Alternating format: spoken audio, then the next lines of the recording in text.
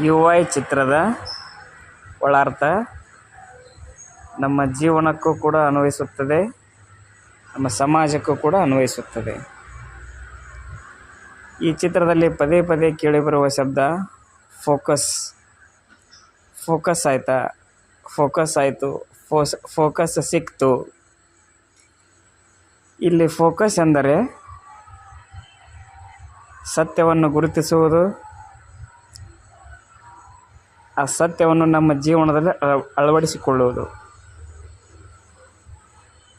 Focus ಸಿಕ್ತು ಅಂದರೆ ಸತ್ಯ ಗೊತ್ತಾಯಿತು, ಸತ್ಯ ಗುರುತಿಸಿತು, ಸತ್ಯ ಕಾಣಿಸಿತು. ನಮ್ಮ ಜೀವನದಲ್ಲಿ ಹೇಗೆ ಅಳವಡಿಸಿಕೊಳ್ಳಬೇಕು ಅನ್ನುವ ಮಾರ್ಗ ತಿಳಿಯಿತು. ಫೋಕಸ್ ಸಿಕ್ತು.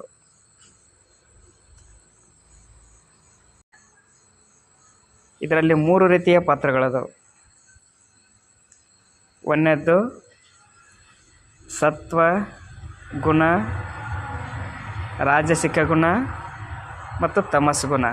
ಈ 3 ರೀತಿಯ ಗುಣಗಳು ನಮ್ಮಲ್ಲಿರ್ತವೆ. ಈ 3 ಗುಣಗಳು ಕೂಡ ಪ್ರಕೃತಿಯ ಮಕ್ಕಳು, ಅಂದರೆ ನಮ್ಮದೇ ಗುಣಗಳಿವು, ಪ್ರಕೃತಿಯಲ್ಲಿದ್ದೇ ಇರ್ತವೆ ಇವು 3 ಗುಣಗಳು. ಈ ಚಿತ್ರದಲ್ಲಿ ಸತ್ವಗುಣವನ್ನು ಪ್ರತಿನಿಧಿಸಿದರೆ, ಕಲ್ಕಿ ರಾಜಸ ಗುಣವನ್ನು ಪ್ರತಿನಿಧಿಸುತ್ತಾನೆ, ಕತ್ರಿಸೀನ ತಮಸ್ಸು ಗುಣವನ್ನು ಪ್ರತಿನಿಧಿಸ್ತಾನೆ. ಸತ್ವಗುಣ ಅದರ ಬಣ್ಣ ಬಿಳಿ ಬಣ್ಣ,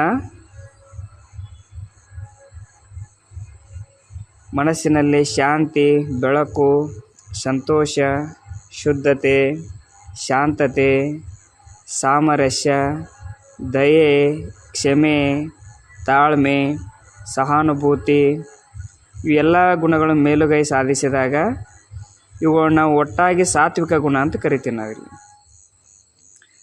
ಸಾತ್ವಿಕ ಮನಸ್ಸಿನ ಜನರು ಶಾಂತತೆ, ಸರಳ ಜೀವನ, ಉನ್ನತ ಆಲೋಚನೆಗಳು ಈ ರೀತಿಯ ಗುಣಗಳನ್ನು ಹೊಂದಿರ್ತಾರೆ.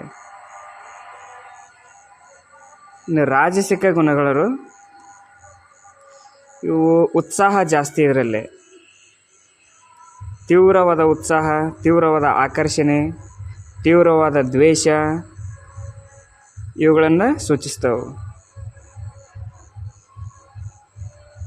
ವಾತ್ಸಲ್ಯ, ಉತ್ಸಾಹ, ದುರಾಸೆ, ಹಿಂಸೆ, ಕಾಮ,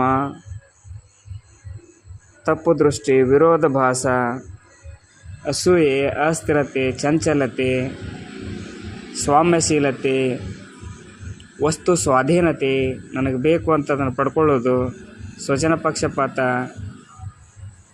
ಇವೆಲ್ಲವೂ ರಾಜಸ ಗುಣದ ಲಕ್ಷಣಗಳು. ಇದರಲ್ಲಿ ಈ ರೀತಿಯ ಗುಣಗಳನ್ನು ನಾವು ಕಲ್ಕಿಯಲ್ಲಿ ಕಾಣ್ತಾ ಇದ್ದೀವಿ. ನಾವು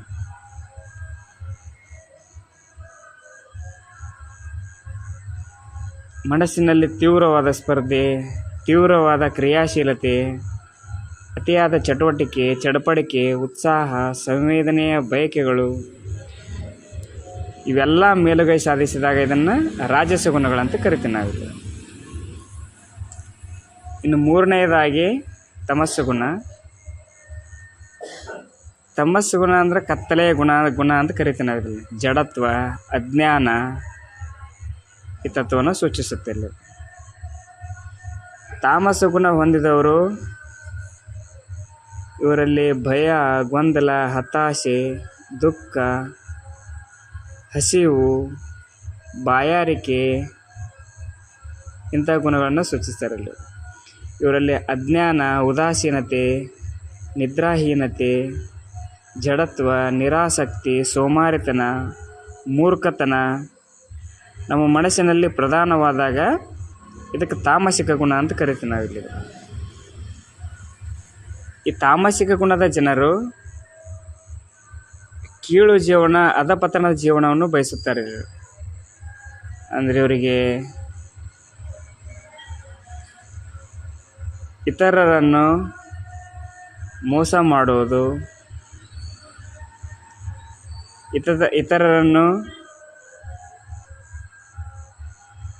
ಕೀಳಾಗಿ ಕಾಣುವುದು, ತಮ್ಮ ಜೀವನದ ಬಗ್ಗೆಯೂ ಕೂಡ ಅವರಿಗೆ ಒಳ್ಳೆಯ ಅಭಿಪ್ರಾಯಗಳು ಇರುವುದಿಲ್ಲ.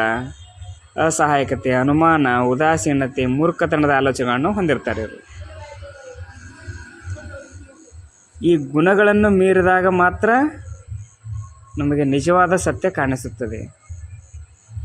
ಆ ಸತ್ಯವನ್ನು ಅರ್ಥ ಮಾಡಿಕೊಂಡು ನಮ್ಮ ಜೀವನದಲ್ಲಿ ಅಳವಡಿಸಿಕೊಳ್ಳುವುದೇ ಈ ಚರಿತ್ರದ ಮುಖ್ಯ ಸಾರಾಂಶ.